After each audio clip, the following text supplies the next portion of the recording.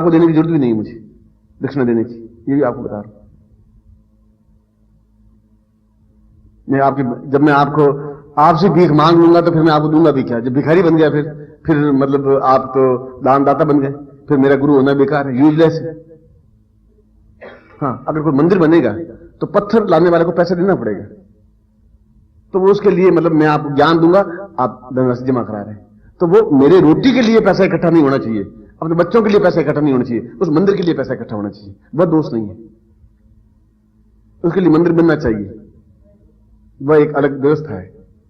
उस पत्थर लाने वाले को मैं थोड़ा कहूंगा तुम्हें मैं तेरा गुरु हूं, उनका आप गुरु जी हो हैं जिसके मैं तो पत्थर का आप ईंटें लाइएगा, जा इतना बिल बनता है आप पेमेंट कर दीजिए गुरु जी, आप गुरु जी हैं या तो पेमेंट, अब उनको पेमेंट मुझे करना पड़ेगा, क्योंकि वो ईंट नहीं आएगी तो मंदिर नहीं बनेगा, मंदिर नहीं बनेगा तो फिर 1000 लोग श्रद्धालु बनेंगे नहीं, फिर शराब खाना वहां खुल जाएगा, खुलेगा वहां होगा जरूर, निर्माण होना है वहां होना ही होगा।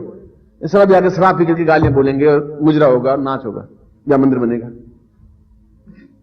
तो उसके लिए मुझे प्रयत्न होना ही पड़ेगा, प्रयत्नशील होना ही पड़ेगा।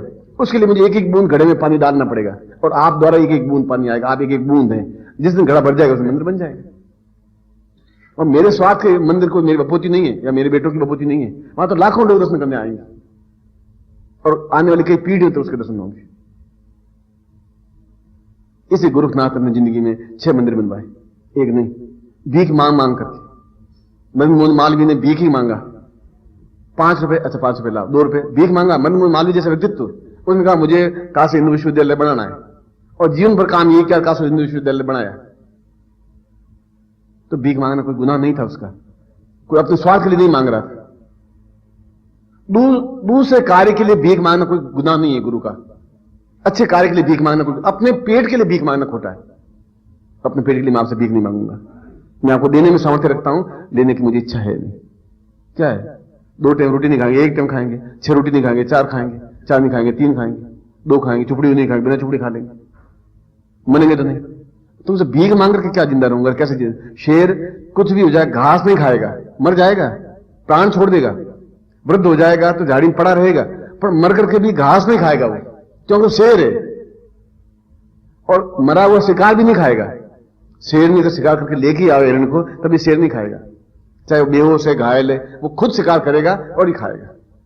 खुद मैं कमाऊंगा, ट्यूशन कर लूंगा, सड़क पर बैठ जाऊंगा, तुम्हारा दिया वो नहीं खाऊंगा मैं आपको बता दूंगा। हाँ, आप श्रद्धा से चढ़ा दें, वह शिष्य का धर्म है कि श्रद्धा से चढ़ाए, और गुरु का धर्म है श्रद्धा से ले अच्छे कार्य में लगा दे। वो जाकर के शराब नहीं पिए, वो जाकर गंदा काम नहीं करे, घटिया काम नहीं करे, उसकी आंख नीची नहीं है। ये काम, ये सारी बात पृष्ठभूमि मैंने इसलिए रखी कि अपने आप में आप शेर हैं, तो आपको साधनों में सफलता मिलनी ही चाहिए। आप मिलेगी तो मेरा सीना चौड़ा होगा, आपको सफलता मिलेगी तो मुझे एक वक्षस्थ में होगा कि ये मेरे शिष्य हैं, मैं कह सकूंगा तुम मेरे शिष्य हो, तुम विश्वास जागृत कर सकोगे तब हो पाएगा ना। तुम 4 महीने में एक बार आओ, गुरुदेव आपकी बड़ी कृपा है, ठीक, हाँ शिष्य दे आशीर्वाद लो, तू मुझे अल्लाह कहे मैं तुझे खुदा कह दूंगा, बस खत्म, उससे तो कुछ हुआ नहीं। यहां डिफरेंस है, गैप यहां है, तकलीफ यहां है। इसलिए जीवित जागृत गुरु बहुत खतरनाक है। मरा हुआ गुरु चित्र पढ़ाया, हार चढ़ा रहे हैं, माला पहना रहे हैं, गुरुदेव आपकी जय, गुरुदेव बेचारे बोल नहीं रहे क्योंकि वो तस्वीर के अंदर चिपके बैठ गए। अब उसको आप क्या करोगे? वो आपको न आज्ञा दे रहे हैं, न कोई तकलीफ दे रहे हैं, आप भी खुश, वो भी खुश, क्योंकि वो तो आत्मा बेचारी कहीं चली गई। मगर वह सौभाग्य नहीं मिल सकता, वो गंगा नहीं मिल सकती जहां आप स्नान कर सकते हैं। मन में सोच रहे हैं कि कठौती में गंगा, चलो इस नल में पानी आ रहा है, ये गंगा ही है, चलो स्नान करते हैं, अरर गंगे करने से तो गंगा तो नहीं हो सकती भाई। आप वो कठौती में पानी बाल्टी में लेकर के अरर गंगे करके स्नान कर रहे हैं। इसलिए जो शिष्य सेवारत हैं वे अपने आप में गुरु के बहुत ऊंचाई पर उठ रहे हैं। सेवा सबसे बड़ा कठिन है। हनुमान ने कहा है कि सबसे कठिन कार्य सेवा करना है। हनुमान ने कोई साधना की नहीं जिंदगी में, हनुमान ने कभी कोई मंत्र जाप किया ही नहीं, हनुमान ने कोई राम राम किया नहीं।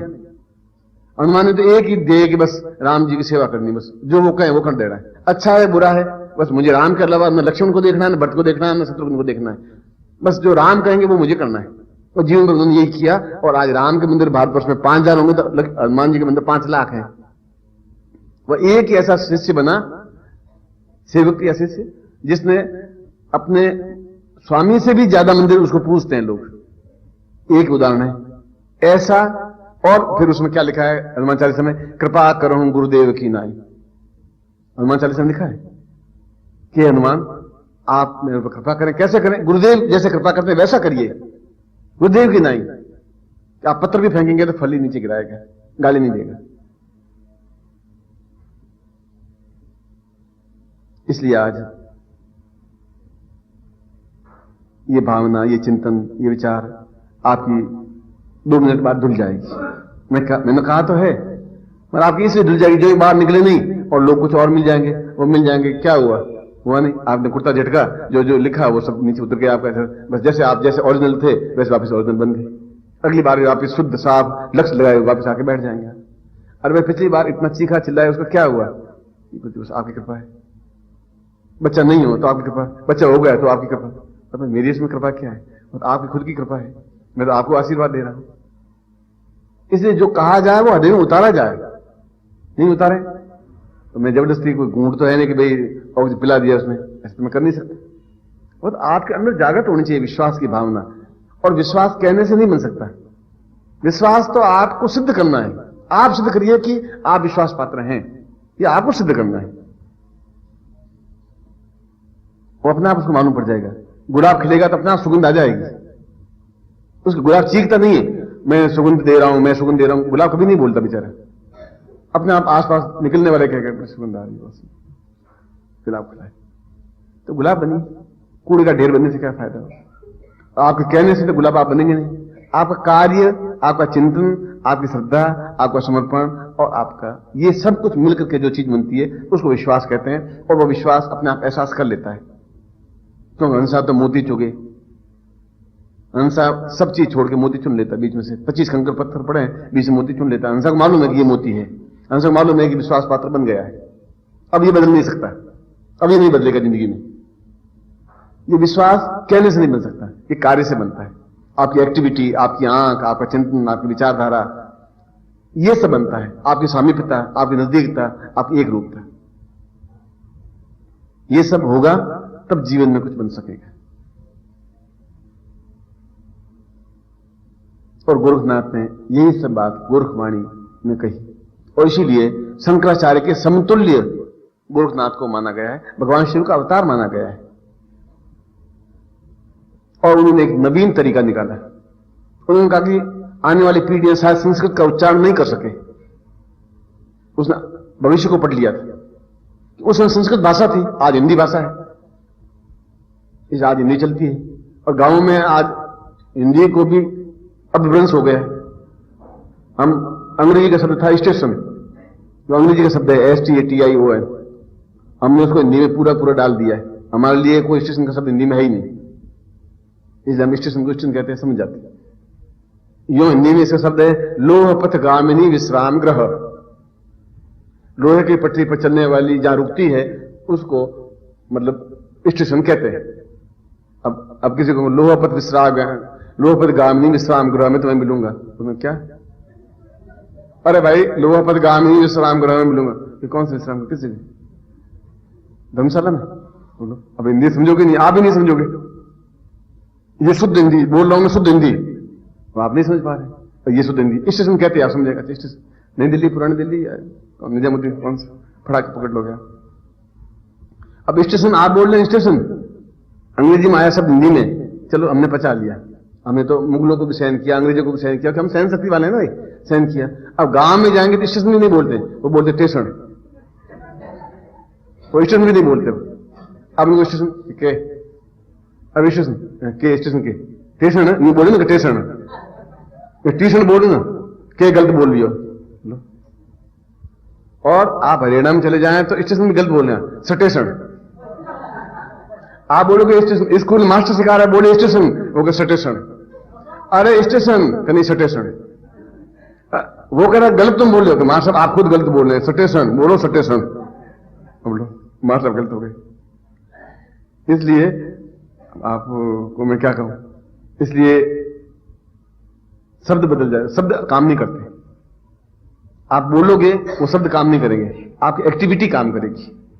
आपकी आंख बोलेगी, आपका शरीर का रोम रोम बोलेगा, तब आप सही अर्थों में शिष्य बन जाएंगे। तब कबीरा ने जो कहा कि गुरु कुमार शिष्य कुंभ में, तब कहेगा, तब गुरु गोरखनाथ की वाणी। तब इसलिए उसने पहले ही भांप लिया था कि आने वाला व्यक्ति संस्कृत नहीं बोल सके, तो उन्होंने सरल हिंदी में मंत्र लिखे।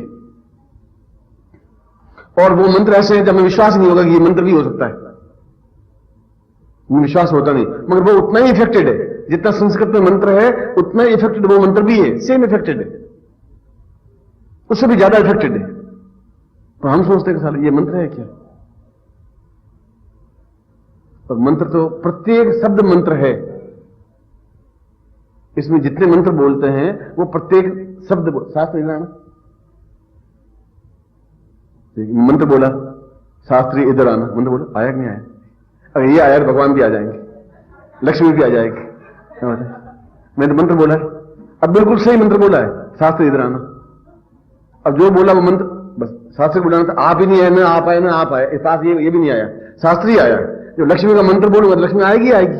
अब इन्हें भी बोला, मैं भी ओम श्रीम ह्रीम ह्रीम मां लक्ष्मी, ऐसा बोला ही नहीं मैं, शास्त्री इधर आना मैंने नहीं बोला है, शास्त्री आ गए। मैं मतलब मन की भावना भी यही थी कि मेरी शास्त्री को बुलाना है। और आप लक्ष्मी को बुलाना है तो आप संस्कृत में बोले या हिंदी में बोले, शुद्धता से बोले, और जो हमारा पर्पस था वो सॉल्व हुआ।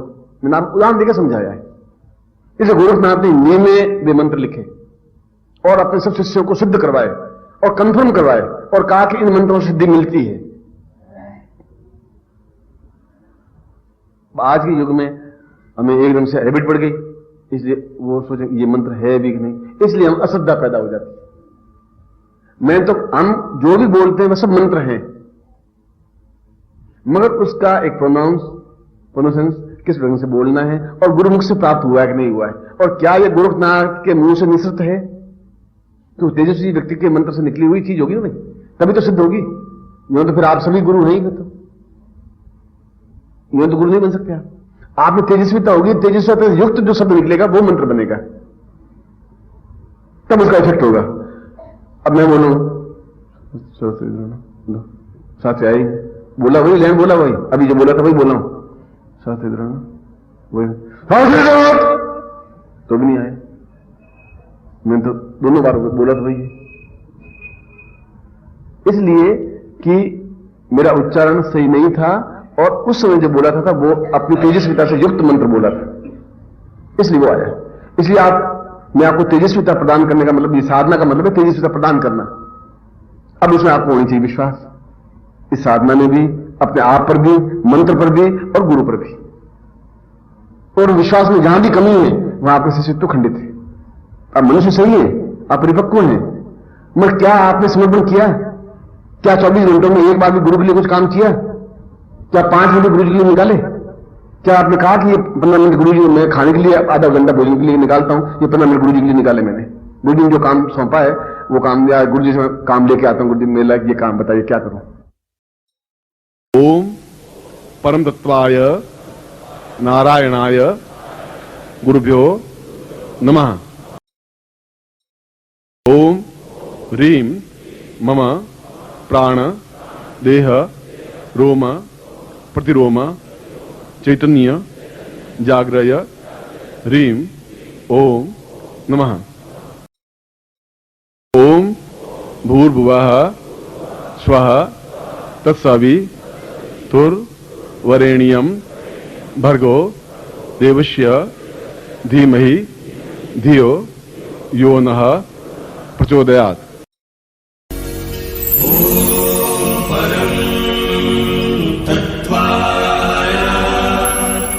नारायणाय गुरुभ्यो